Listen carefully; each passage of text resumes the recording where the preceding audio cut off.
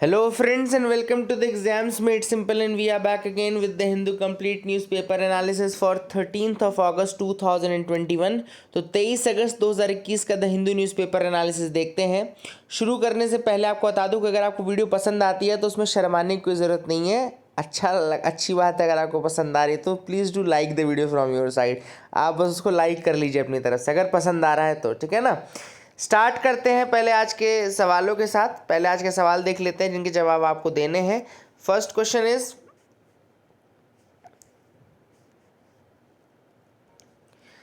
Consider the following statements with respect to Rana Punja Bhil. Rana Punja Bhil के regarding statements हैं। पहला स्टेटमेंट कह रहा है he was a local chieftain, lived in 16th century and was a contemporary of Akbar. दूसरा statement कह रहा है he participated in the battle of Haldi Ghati and supported the forces led by Man Singh one of Amber. तो इनमें से कौन सा स्टेटमेंट सही है? One only, two only, both या none? This is question number 1। Question number 2 is, consider the following statements with respect to Kurumbas and Irula tribe. तो कुरुम्बा और इरूला ट्राइब के रिगार्डिंग स्टेटमेंट्स दिए हैं। पहला स्टेटमेंट कह रहा है the ministry of tribal affairs has launched the Namath Basai programme to teach in mother tongue to these tribes.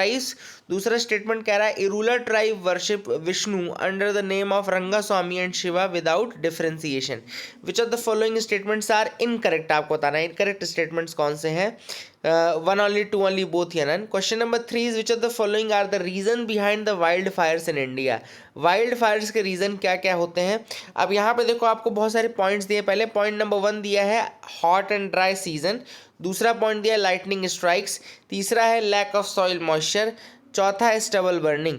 तो आपको बताना है इनमें से कौन से करेक्ट रीजंस हैं for the forest Fyers. 1 and 3 only, या फिर 1 and 2, 1, 2 and 3, या all of the above. So these are the 3 questions for you today. Please do try to answer these questions in the comment section below. I hope you will try to answer. मैं answers आपको end में बता भी दूंगा, ऐसा नहीं कि मैं नहीं बताऊंगा, लेकिन आप अपनी तरफ से अटेम्प्ट जरूर करिएगा, ठीक है ना। This is my request to you. देखते हैं आज का mains question of the day. आज का mains question of the day है, critically analyse the impact of कोविड-19 on the education and school going children. How can these impacts be mitigated? किस तरीके से इन इम्पैक्ट्स को मिटिगेट किया जा सकता है? तो please do right the answers from your and. अगर आप चाहें तो प्लीज़ अटेम्प्ट करिएगा। कल कुछ नए लोगों ने आंसर लिखना शुरू किया। अभी Shukla was the one, and I think Kartika wrote a very good answer. Kartika wrote a very good answer. I don't know who he or she is, but wrote a very good answer. Vikas Rai also gave some pointers. Vikas Rai was the person, and Somil Mishra was the newcomer. I think Somil Mishra wrote the answer for the first time. And ऐसे लोग start कर रहे हैं, अच्छी बात है। People are starting. And Ashika Shah, I think Ashika Shah was also a person who wrote the answer. So please keep writing the answers. Answer लिखना बहुत ज़्यादा ज़रूरी है। आप लोग लिखते हैं तो आप लोग का ही बेनिफिट होगा, और आप धीरे धीरे देखेंगे कि 4-5 आंसर्स के बाद आप अपने अंदर चेंजेस देखना शुरू कर देंगे। तो please do right it. Move करते हैं आगे। आज के न्यूज़ आइटम्स के पार्ट पे आते हैं, जिसमें हम देखते हैं क्या क्या इंपॉर्टेंट न्यूज़ आइटम्स हैं। तो पहली जो इंपॉर्टेंट न्यूज़ हम डिस्कस करेंगे वो है, पहली न्यूज़ है वृषक बंधन प्रोजेक्ट के रिगार्डिंग। अब ये वृषक बंधन प्रोजेक्ट क्या है? It is a initiative by tribal affairs ministry इन औरंगाबाद। याद रखिएगा, कहाँ का प्रोजेक्ट है ये? ट्राइबल अफेयर्स मिनिस्ट्री ने स्टार्ट किया है, औरंगाबाद में इसको स्टार्ट किया है। तो मिनिस्ट्री ऑफ ट्राइबल अफेयर्स ने पार्टनरशिप की है आर्ट ऑफ लिविंग फाउंडेशन के साथ, एंड लॉन्च किया है वृषक बंधन प्रोजेक्ट इन औरंगाबाद, महाराष्ट्र। अब क्या है ये Vrishak Bandhan project? So under this project tribal womens are making rakhi for Raksha Bandhan with seeds of indigenous trees, and this is a unique contribution to increasing the forest cover and combating climate change. तो basically इस project के अंतर्गत tribal womens क्या कर रही हैं? They are making rakhi for Raksha Bandhan with the seeds of indigenous trees, and this is their contribution towards increasing the forest cover and combating the climate change. And याद रखिएगा, this is the thing which is important. And महिला किसान मंच करके एक group है जिसने कि आइडिया जर्मिनेट किया। The Rakhis are made up of indigenous seeds struck on naturally dyed soft indigenous non-toxic biodegradable cotton, and once used the seeds can be sown in the soil, thereby benefiting the environment. तो अब राखी seeds के द्वारा क्या है, राखी के through seeds को जो है पहुंचाया जाएगा, और जैसे ही राखी का यूज़ हो जाए तो फिर इन सीड्स को आप दोबारा वापस प्लांट भी कर सकते हो, तो इससे एनवायरनमेंट को भी फ़ायदा होगा, ठीक है ना. And it is expected that this seed rakhi can be use to plant thousands of trees after the use under the project. तो इन सीड्स राखीज का यूज़ काफ़ी ज़्यादा हो सकता है, और मे बी लोगों को भी लगेगा कि हाँ यार ठीक है, चलो रक्षाबंधन है तो कुछ हम भी अपना कंट्रीब्यूशन करते हैं. So they also can use this for basically for this purpose, ठीक है ना. तो that is a thing which is important. I hope you will you understood this thing. अगली जो न्यूज़ है वो है quality of life for elderly index. Quality of life for elderly index. Now this is a very important thing. Ageing population के regarding एक index निकाला गया है जिसको बोलते हैं quality of life for elderly index assessment, ठीक है ना. Quality of life for elderly index assessment. अब इसमें क्या है, तो economic advisory council to the prime minister has release this index. पहली चीज़ तो आपको दिमाग में आना चाहिए कि इसको लॉन्च किसने किया है. इसको लॉन्च किया है इकोनॉमिक एडवाइजरी काउंसिल और to the prime minister, EACPM बोलते हैं. Economic advisory council to the prime minister has launch this index. So इसके बारे में बताता हूँ. इसको क्रिएट किसने किया था इनिशियली. रिलीज तो चलो इकोनॉमिक एडवाइजरी काउंसिल ने किया, इसको बनाया किसने था, तो इंस्टीट्यूट फॉर कॉम्पिटिटिवनेस ने इसको बनाया था. इंस्टीट्यूट फॉर कॉम्पिटिटिवनेस है, on the request of economic advisory council for PM इसने इसको बनाया. Now this report identifies the regional pattern of aging across the Indian states and assesses the overall aging situation in India. तो report जो है वो basically ये track करती है कि एजिंग अक्रॉस इंडियन स्टेट्स किस तरीके से है, उसको एसेस करना, उसकी ओवरऑल कंडीशन को समझना, एंड उसके बाद इसकी रिपोर्ट बनाना और डीप इंसाइट्स प्रोवाइड करना बेसिकली, ताकि जो पॉलिसी मेकिंग है उसका काम आसान हो सके. अगर पॉलिसी मेकिंग करनी है तो आपको ये पता होना चाहिए ना भैया कि कौन से लोग किस एज ग्रुप में लाई करते हैं, किसके ऊपर कितना ज़्यादा फोकस करने की ज़रूरत है. अब इसे कुछ पिलर्स हैं, कुछ सब पिलर्स हैं, हम बात कर लेते हैं. तो पिलर्स की बात करें तो 4 पिलर हैं इसके अंदर, जिसमें फाइनेंशियल वेलबींग आता है, सोशल वेलबींग आता है, हेल्थ सिस्टम आता है, एंड इनकम सिक्योरिटी आती है, ठीक है ना. इसको बहुत इंपॉर्टेंट तरीके से याद रखिएगा. इसमें 4 पिलर्स आते हैं, financial wellbeing, social wellbeing, health system and income security. 8 सब पिलर्स आते हैं जिसमें economic empowerment, educational attainment and employment, social status, physical security, basic health, psychological wellbeing, social security and enabling environment, ये सारी चीज़ें आती हैं, ठीक है ना. अब India is currently enjoying the demographic dividend, but the age group above the age of 65 will become fastest growing age group by 2050. अभी हमारा डेमोग्राफिक डिविडेंड का टाइम पीरियड है, बट जब 2050 आएगा उस समय तक 65 ईयर्स का जो है ना above age group, that will be the fastest growing age group by 2050. 2050 तक जो एल्डरली एज ग्रुप है वो फास्टेस्ट ग्रोइंग एज ग्रुप हो जाएगा, ठीक है ना. The share of elders in the percentage of total population in the country is expected to increase from around 7.5% in 2001 to 12.5% in 2026 to 19.5% in 2020. तो 2050 तक ये 20% के आसपास जो एल्डरली पॉपुलेशन रहेगी वो हो जाएगी, ठीक है ना. तो these are the things which were there in the report. And age state category में जो सबसे टॉप स्कोरर था उस राजस्थान का था, ठीक है ना. 5 मिलियन से ज़्यादा की जो एज पॉपुलेशन है वो वहाँ पे लाई करती है. हिमाचल प्रदेश जो है वो रिलेटिवली एज स्टेट सेक्शंस में लीड करती है. Then Mizoram leads the north eastern states category, and Chandigarh जो है वो UT कैटेगरी में लीड कर रहा है, ठीक है ना. तो ये कुछ स्टेट वाइज भी इसका आइडिया आपको दे दिया मैंने. आगे मूव करते हैं ना world first. South Africa grants patent to an artificial intelligence system. तो पहली बार ऐसा हुआ है कि किसी कंट्री ने आर्टिफिशियल इंटेलिजेंस सिस्टम को पेटेंट ग्रांट किया. तो South Africa has granted this patent and recently South Africa granted patent to an artificial intelligence system named DABUS. तो डैबस यानी कि DABUS, डाबस जो भी आपको पढ़ना है सो आप पढ़ सकते हैं. इसको पेटेंट ग्रांट किया है, ठीक है ना. किसने ग्रांट किया है, साउथ अफ्रीका ने ग्रांट किया है. एंड ये डेबस क्या करेगा, this is for invention of food containers based on fractal geometry. तो फ्रैक्टल जियोमेट्री पे बेस्ड फूड कंटेनर्स इन्होंने बनाए। The AI has designed interlocking food containers that are easy for robots to grasp. तो AI ने design किया interlocking food containers, ठीक है ना, इंटरलॉकिंग फूड कंटेनर्स। अब यहाँ पे AI कांट लीगली भी named as inventor, US patent office से। तो AI को लीगली आप पेटेंट इन्वेंटर के रूप में नहीं कर, can not be named as inventor, ऐसा पेटेंट ऑफिस का कहना है। And it should be noted that UK's intellectual property office and the European patent office had both rejected the patent application regarding DABUS. तो इसके पहले UK के intellectual property office ने और यूरोपियन पेटेंट ऑफिस ने, इन दोनों ने रिजेक्ट कर दिया था डेबस का, ठीक है ना। And that is the thing which is important. And DABUS की बात करें तो डेबस का फुल फॉर्म क्या है, device for autonomous bootstrapping of United sentience, ठीक है ना।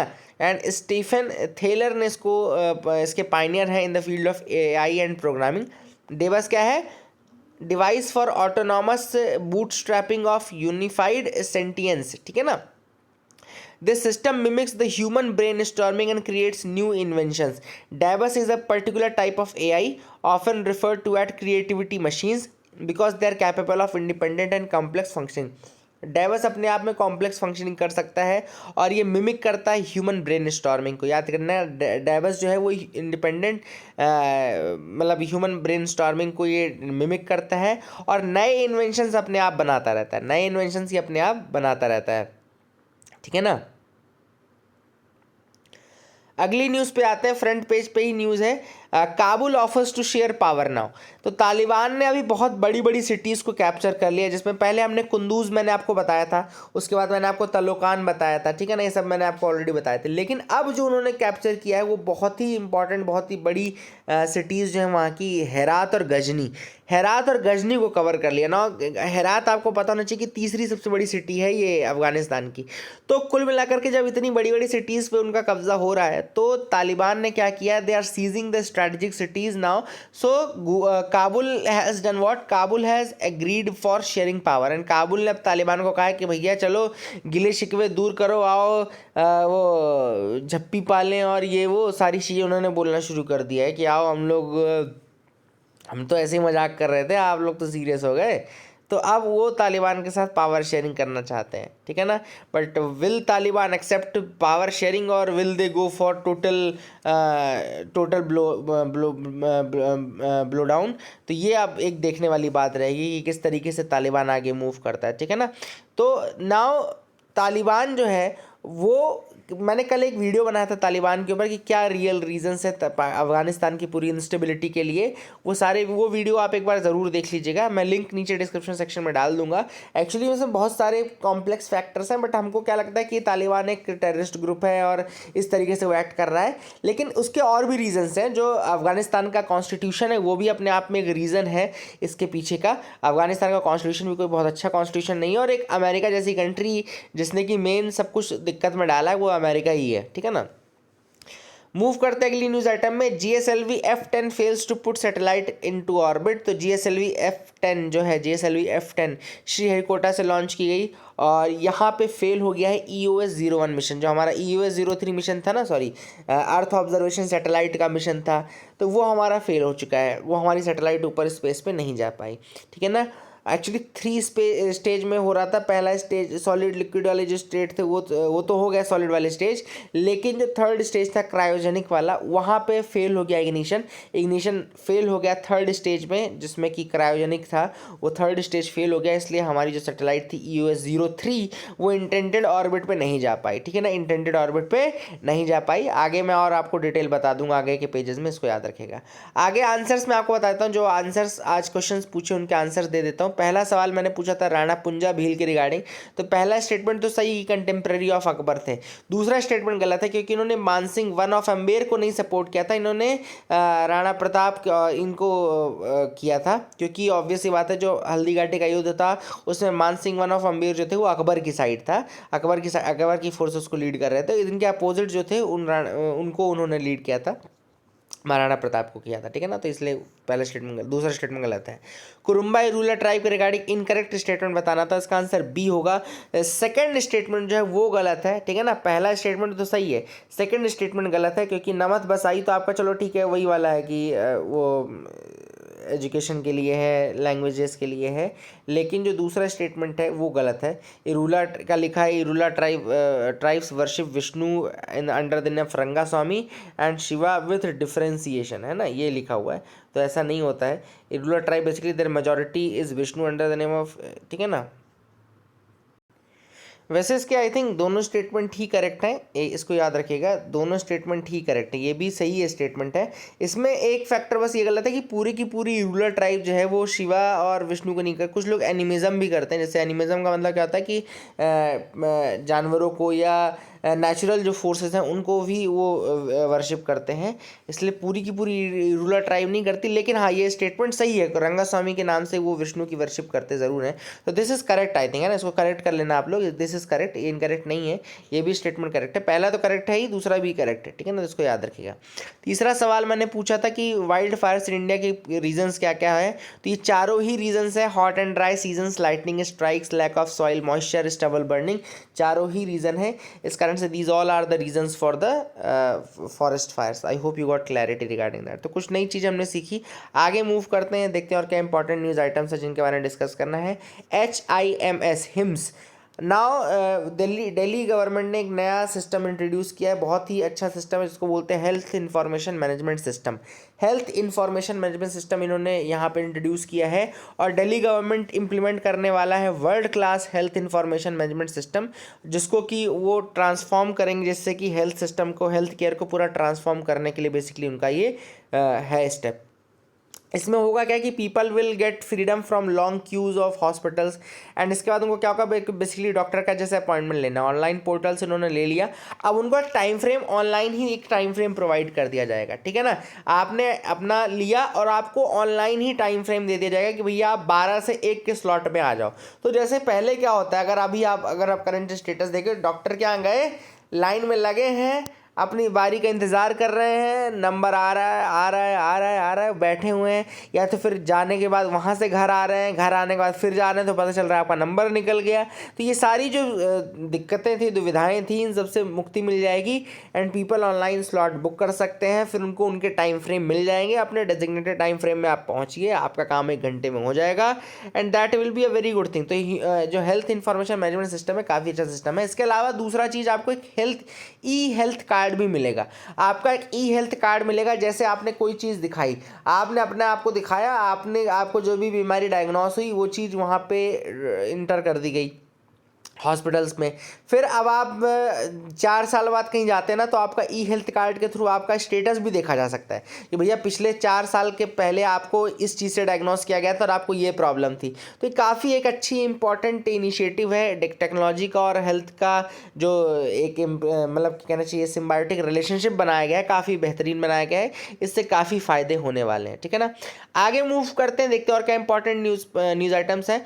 एडिटोरियल पेज पे आ गए, squaring up India's educational emergency. अब एजुकेशनल इमरजेंसी की बात कर लेते हैं, कोविड के ऊपर की ही है। कोविड में अगर हमने देखा हो तो स्कूल क्लोजर बहुत ज़्यादा इम्पैक्ट किया बच्चों को, स्कूल्स बंद होना, बच्चों का एजुकेशन को इम्पैक्ट पहुंचना, सबसे बड़ा एक नुकसान था इस कोविड का। फॉर्मल टीचिंग जो लूज़ हुई, न केवल टीचिंग लूज़ हुई बल्कि उनके हेल्थ पे भी, उनके अलग अलग जो डायमेंशंस हैं बच्चों के, उनके ऊपर नुकसान पहुंचा।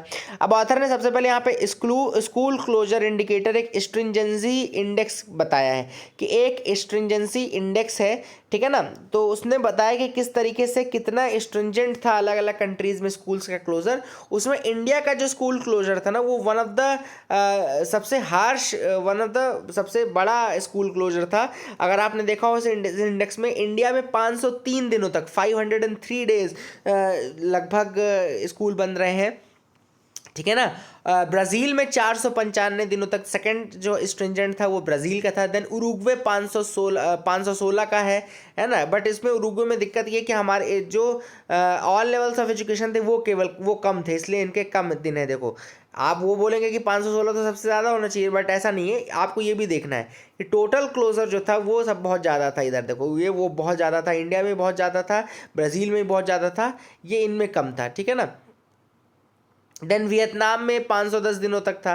ठीक है ना। तो ये क्लोजर अलग अलग जगहों पे अलग अलग इंडेक्स में आपने देखा होगा कि लेवल 3 क्लोजर बहुत ज़्यादा था इंडिया ब्राज़ील में, लेवल 2 क्लोजर था, लेवल 1 क्लोजर जो था वो इंडिया में ही था, ब्राज़ील में था ही नहीं। ठीक है ना। तो that is a thing which is there.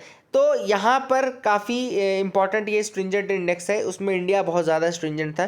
The global stringency index created by Oxford कोविड-19 गवर्नमेंट रिस्पॉन्स ट्रैकर, इसको बनाया किसने है? ऑक्सफोर्ड कोविड-19 गवर्नमेंट रिस्पॉन्स ट्रैकर ने इसको बनाया है। इसने ट्रैक किया है स्कूल क्लोजर को, इंस्टीट्यूशंस को among all the countries COVID के समय पे। And this indicator is one of the 8 containment and closure indicators, जिसमें कि ये पता चला है कि इंडिया में the school closure indicator shows that 503 days between 5th March 2020 and July 2021। तो अभी जुलाई तक का ही एक्चुअली किया है, इंडिया में तो अगस्त में भी बंदी है ना। तो इसलिए कुल ना के कहना चाहिए बहुत ज़्यादा स्ट्रिंजेंट था, इंडिया का तो बहुत ज़्यादा स्ट्रिंजेंट था, है ना। ऑथर का ये कहना है कि अब हुआ क्या, देखो जैसे यहाँ पे किस चीज़ पे लोगों ने रिलाई किया, जो कोविड-19 के लिए स्कूल क्लोजर था तो लोगों ने रिमोट लर्निंग पे फोकस करना शुरू किया। मतलब कि व्हाट्सएप में जैसे मेरे फैमिली से ही कई लोग हैं टीचर या कहना चाहिए प्रिंसिपल, इन सब के प्रोफेशन में हैं, तो मैं आपको बता सकता हूँ कि गवर्नमेंट स्कूल में यही सारी चीज़ें हो रही थी कि व्हाट्सएप पे क्वेश्चन भेज रहे हैं, वो फ़ोन करके बता रहे हैं बच्चों को कि भैया पढ़िए, लेकिन उसका इम्पैक्ट नहीं हो पाता ना, वो चीज़ उतनी फोर्सफुल नहीं जितना ज़्यादा आप कहना चाहिए कि आप जब इन पर्सन जब आप स्कूल जाते हैं और जब पढ़ाई करते हैं तो वो जो मतलब फोर्स लगता है, उतना फोर्स आप फ़ोन में नहीं लगा सकते कि आप फ़ोन में बच्चों को बोल तो रहे कि भैया आप होमवर्क क्यों नहीं कर रहे हो, आप भेज क्यों नहीं रहे हो। बच्चा भी क्या करे, फ़ोन करके हाँ ठीक है मैं करता हूँ फिर। और सामने वाले का भी स्कूल, जैसे स्कूल में तो सामने आपके पीरियड चल रहे हैं, आपको पता है कि आधे घंटे तक मुझे पीरियड लेना है ये वाला, तो आधे घंटे आप उन्हीं बच्चों को डांट भी सकते हैं, समझा भी सकते हैं, है ना, बता भी सकते हैं, उनके प्रॉब्लम्स भी दूर कर सकते हैं। फ़ोन में आप आधे घंटे 1 घंटे 2 घंटे तो नहीं बात कर सकते बच्चों से, एक एक बच्चे से, क्योंकि बच्चे अब जब क्लास में आधे घंटे अगर बात हो रही है तो वो सारे बच्चों से एक साथ हो रहा है। बट फ़ोन में तो एट अ टाइम आप एक ही बच्चे से बात सॉरी अब एट अ टाइम एक ही बच्चे से बात कर रहे हो ना। तो बेसिकली ये इशू हो जाता है कि इन पर्सन स्कूलिंग को रिप्लेस आप नहीं कर सकते, टेलीफोन से तो नहीं कर सकते। इसके बाद ऑनलाइन एजुकेशन की बात अगर की जाए तो मैंने जैसे बताया कि अब गवर्नमेंट स्कूल्स में इतना इंफ्रास्ट्रक्चर नहीं है। अगर गवर्नमेंट स्कूल्स में भी इंफ्रास्ट्रक्चर है तो लोगों के घरों में तो नहीं है ना, जो गवर्नमेंट स्कूल में पढ़ रहे हैं बच्चे। अब बच्चे पढ़ रहे हैं वहाँ मिड डे मील के चक्कर में, बच्चे पढ़ रहे हैं वहाँ पे साइकिल के चक्कर में, और ऐसे वहाँ पे आप फिर कैसे एक्सपेक्ट कर सकते हो कि वो लोग वहाँ पर आईपैड या वो कहना चाहिए कि लैपटॉप्स, स्मार्टफोन्स ये सब लेकर के आए। और इसमें उनकी कोई गलती भी नहीं है ना, उनको फोर्स भी नहीं किया जा सकता। क्यों आप फोर्स करोगे? किसी के पास अगर रिसोर्सेज नहीं है, या तो गवर्नमेंट प्रोवाइड करे, या तो आप उनको उस तरीके से जो अवेलेबल मीन्स है उनके थ्रू पढ़ाना की कोशिश करो। आप उनको कोई नई चीज़ मत दो, and this is the reality. ठीक है ना। तो ऑथर ने कहा कि कई स्कूल्स ऐसी यहाँ गवर्नमेंट ने, यहाँ पे ऑथर ने इंटरनेशनल एग्जाम्पल्स लिए कि बाहर जो कंट्रीज़ थी वहाँ पे स्कूल्स खुले थे। चाहे आप यूरोप को देख लो, चाहे अमेरिका को देख लो, उन्होंने कुछ दिनों ज़रूर बंद रखा, लेकिन उसके बाद इन्होंने ओपन कर दिए स्कूल्स। ठीक है ना। अब ऑथर ने यहाँ पे इंडिया का एग्जांपल दिया कि यहाँ पे इंडिया को भी जो है वहाँ पे एक थोड़ा हमारा लॉकडाउन भी स्ट्रिंजेंट था, हमारे स्कूल क्लोजर भी स्ट्रिंजेंट थे। तो अब हमको क्या करने की ज़रूरत है? रिमोट लर्निंग से तो हमारा फॉर्मल एजुकेशन बहुत ज़्यादा लूज़ किया है ना। तो अब हमको थोड़ा ऐसा मॉडल करना पड़ेगा कि now we have to go for सब हाइब्रिड। हमको जल्दी से जल्दी हाइब्रिड स्टार्ट कर देना पड़ेगा, जिसमें इन पर्सन और रिमोट लर्निंग दोनों स्टार्ट हो जाए। इसके बाद हमको प्रायोरिटी करनी पड़ेगी जो यंगर चिल्ड्रन हैं, जिनका जस्ट स्कूलिंग शुरू हुआ है, कि भैया इनका तो स्कूल से विश्वास ही उठ जाएगा जब स्टार्टिंग में ही ऐसा हो रहा है। तो इनको थोड़ा हमको टैकल करने की ज़रूरत है। इसके अलावा कुछ आपको रिमीडियल क्लासेस की ज़रूरत पड़ेगी। जैसे पिछला जो साल थे वो तो आप समझ लो ऐसे ही निकल गया, है ना। तो पिछली जो क्लासेस का नॉलेज है वो तो उनको ज़्यादा है नहीं, है ना। वो पास होना और पास करना तो अलग चीज़ है, लेकिन नॉलेज नहीं रहेगा। तो आपको रेमेडियल क्लासेस लेने की ज़रूरत है, और आप कोशिश करें कि उनको रेमेडियल क्लासेस के थ्रू उनको समझाएं, उनको जो चीज़ उन्होंने मिस कर दी है, जो चीज़ वो नहीं पढ़ पाए वो चीज़ वो पढ़ ले। ठीक है ना। ये इंपॉर्टेंट चीज। The trauma of the second wave has generated even more fears of school becoming the epicentre of next wave. तो सेकेंड वेव का जो ट्रॉमा था उसमें और डर लग रहा है लोगों को कि थर्ड वेव में ऐसा ना हो जाए। बट हमारे Indian council of medical research ने जरूर ये सजेशन दिया कि आप स्कूल्स ओपन कर सकते हैं। हाँ, थोड़ा रिस्क रहता है, लेकिन जो लॉस हो रहा है ना वो इररिपेयरेबल लॉस है। अगर आपने स्कूल अभी नहीं खोले ना तो और ज़्यादा लॉस आपको बच्चों के फ्यूचर में देखने को मिलेगा, and that will be intolerable. तो that is why the ICMR has also recommended for opening of the schools and all, ठीक है ना। एंड एग्जिस्टिंग एजुकेशन में जो इनइक्वालिटीज़ हैं, ऑथर का ये कहना है कि एजुकेशन में जो इनइक्वालिटीज़ हैं वो और ज़्यादा बढ़ती जा रही हैं because of this closure. In person closure से तो और ज़्यादा, वाकई यही बिल्कुल सही बात है। इन पर्सन एजुकेशन अब नहीं मिल रहा है। ऑनलाइन वाले भैया तो बच्चे कम हैं, जिनके पास सारी सुविधाएं हैं, जिनके पास इंटरनेट फैसिलिटी है, वो बच्चे कम है जो सब चीज़ सर्च करके पढ़ ले रहे हैं या ऑनलाइन कोचिंग कर ले रहे हैं। लेकिन जो बच्चे बेचारे गांवों में हैं, जो गवर्नमेंट स्कूल में पढ़ते हैं, वो घर का काम कर रहे हैं, है ना, घरों में लेटे हैं, खेल रहे हैं, जो भी कर रहे हैं, लेकिन वो पढ़ तो नहीं रहे इस तरीके से, तो उनका और ज़्यादा लॉस हो रहा है। कई ड्रॉप आउट्स केसेस हमको देखने को मिले इवन स्पेशली आफ्टर द कोविड-19। तो ये जो इनइक्वालिटीज़ है ना एजुकेशन में और ज़्यादा बढ़ती जा रही हैं। And tragically tens of millions of Indian children the difficulty of remote learning may be the least of their troubles with families losing jobs and all. तो यहाँ पे ऑथर ने ये भी कहा है कि बहुत सारी फैमिलीज़ के लिए एजुकेशन का लॉस कोई बड़ा लॉस भी नहीं है, क्योंकि वहाँ पे तो लाइवलीहुड ही चला गया लोगों का, लोग डिसीज में पूरी फैमिली ही खत्म हो गई, जॉब लॉसेस हो गए। तो एक प्रॉब्लम नहीं थे ना, मल्टीपल डायरेक्शन से प्रॉब्लम आ रहे थे, ठीक है ना। हेल्थ सर्विसेज डिसरप्ट हो गई, न्यूट्रिशन नहीं मिल पा रहा है उनको, मिड डे मील नहीं मिल रहा है। तो ऐसे में जो ये लर्निंग का गैप क्रिएट हो गया है, वैसे में आपको क्या करने की ज़रूरत है। ऑथर ने यहाँ पे एजुकेशन इमरजेंसी रूम सेटअप करने की ज़रूरत है। ऑथर ने कहा है आप एजुकेशन इमरजेंसी रूम सेटअप करो, आप वहाँ पे बच्चों को पढ़ाना शुरू करो।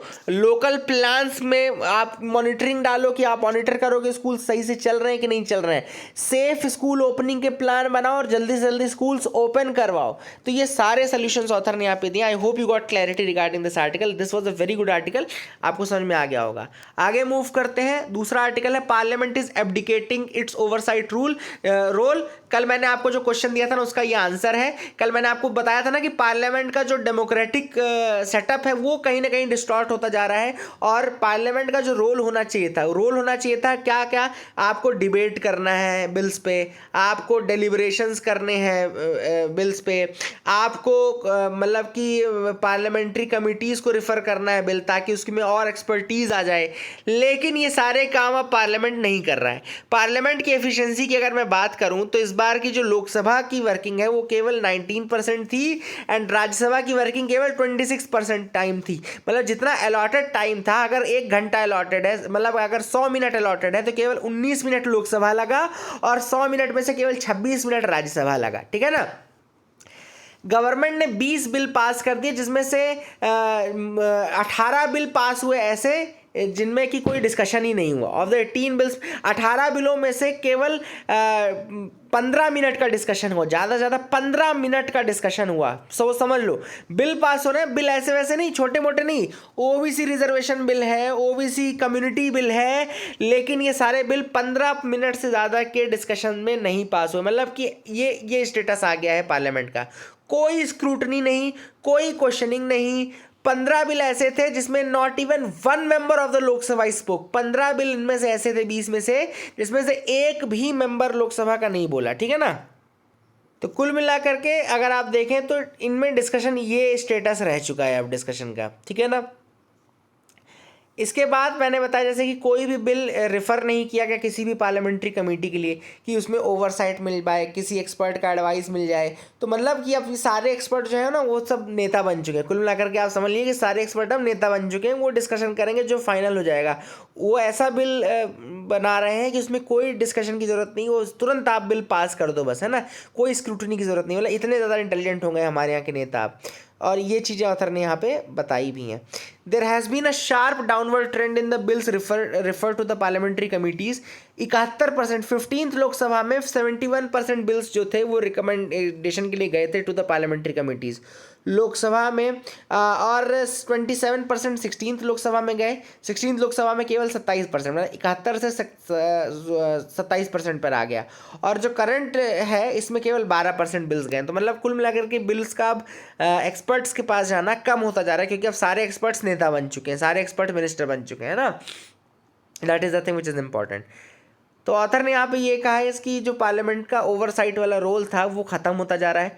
गवर्नमेंट जो है वो बिल्कुल मेजॉरिटी में है, ऑपोजिशन के पास कोई दम बचा नहीं है ना।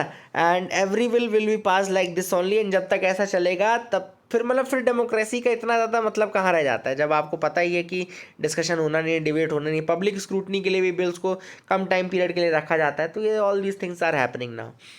आगे मूव करते हैं यहाँ पे रोहिंटन फली नरीमन कल ये रिटायर हो गए, मैंने आपको बताया था। And he is one of the five lawyers only in India.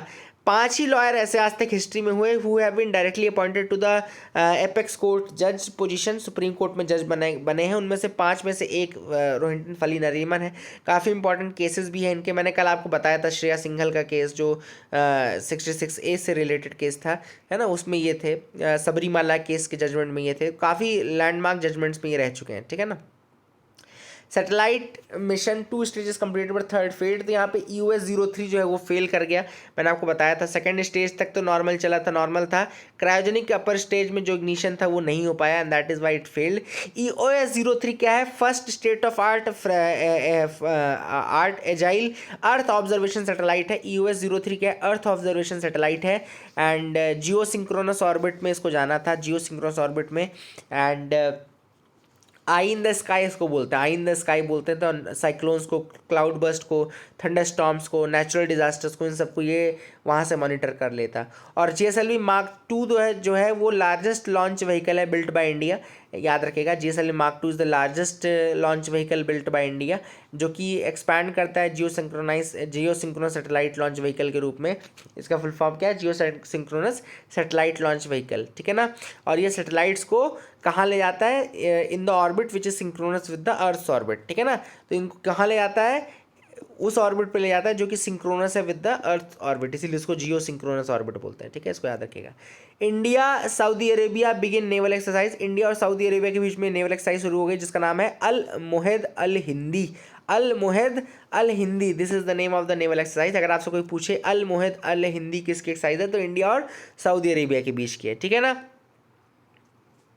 अब एक न्यूज़ यहाँ पे, common survey to count elephants and tiger, ठीक है ना। तो यहाँ पे दिसंबर से स्टार्ट होगा। India will move to a system that will count tigers and elephant as a part of common survey. तो अब एक टाइगर और एलिफेंट, ये याद रखना कौन कौन से 2 एनिमल्स हैं। टाइगर और एलिफेंट दोनों को कॉमन सर्वे के थ्रू मॉनिटर किया जाएगा। एंड टाइगर सर्वे अभी आपको पता है कि 4 साल में एक बार होता है, एंड एलिफेंट सर्वे आपको पता होना चाहिए कि 5 साल में एक बार होता है। टाइगर सर्वे 4 साल में एक बार होता है, एलिफेंट सर्वे 5 साल में एक बार होता है। और अभी जो लेटेस्ट सर्वे है उसके अकॉर्डिंग टाइगर्स का नंबर 2997 है, एंड लास्ट काउंट 2017 में होता है एलिफेंट्स का, तो उसके अकॉर्डिंग 29964 एलिफेंट्स हैं, ठीक है ना। आई थिंक ये 2967 था, 2967 था आई थिंक, बट होगा, ठीक है, 2967 कर लेना आप लोग। इसमें लिखा है हिंदू ने 2997, बट आई थिंक 2967 है। तो यहाँ पे याद रखना कि कॉमन मेथोडोलॉजी को मूव करेंगे, ठीक है ना, कॉमन मेथोडोलॉजी को मूव करेंगे। एंड एक और इम्पॉर्टेंट यहाँ पे नाम आया है Wildlife Institute of India का। तो 2006 से Wildlife Institute of India which is located in Dehradun and it is affiliated to the environment ministry. याद रखेगा, Wildlife Institute of India 2006 से एंड देहरादून में है, and it has affiliated to the environment ministry, ठीक है ना। इसने स्टैंडर्डाइज्ड प्रोटोकॉल बना दिया है to estimate the tiger number. वैसे टाइगर सेंसस जो है तो वो NTCA करती है, नेशनल टाइगर कंजर्वेशन अथॉरिटी करती है, ठीक है ना, याद रखेगा। एशियन एलिफेंट्स का यहाँ पे नाम दिया है कि they are listed as endangered under the IUCN red list of threatened species. तो एशियन एलिफेंट्स अगर आपसे कोई पूछे तो वो थ्रेटेंड लिस्ट में इंडेंजर्ड कैटेगरी में आते हैं एशियन एलिफेंट्स, ठीक है ना। एशियन एलिफेंट्स क्या आते हैं? इंडेंजर्ड कैटेगरी में आते हैं। That is again important thing. I hope you got clarity. Pakistan successfully test fires nuclear capable ballistic missile. अब पाकिस्तान ने अपनी न्यूक्लियर कैपेबल बैलिस्टिक मिसाइल को टेस्ट फायर कर लिया है। इसका नाम है गजनवी को टेस्ट फायर किया है, ये भी आपको याद रखना है। आगे मूव करते हैं। That is it for the day friends. Please do like and subscribe. Keep loving us, keep sharing us. Thank you and have a nice day.